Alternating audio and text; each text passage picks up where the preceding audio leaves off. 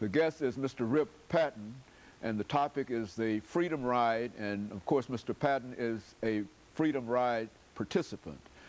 As a Freedom Rider, Mr. Patton, let's give our audience some idea in terms of what you were trying to achieve and the obstacles that segregation had already dealt in reference to what you wanted to do. Okay, as you know, in that time, everything was separate.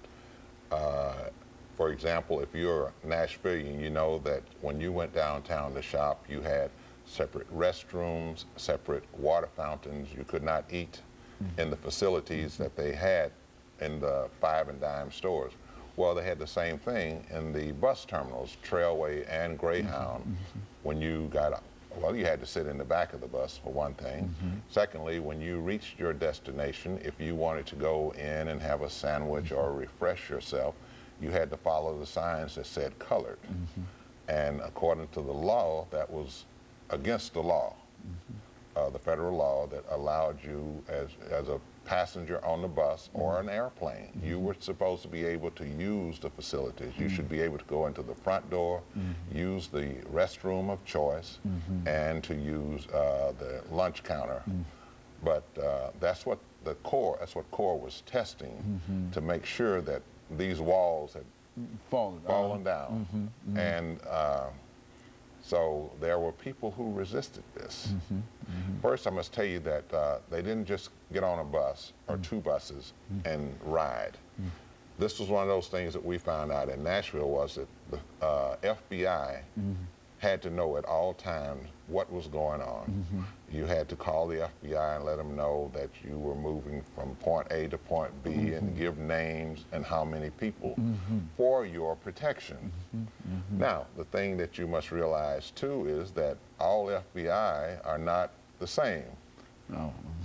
So as you get deeper and deeper into the South, that FBI might be a Ku Klux Klan person, or he might know somebody, or his feelings might be, he might be a staunch segregationist. And so when we told the FBI, when Nashville got into the Freedom Ride, as I stated earlier, Jim Farmer asked Diane Nash not to send anyone else.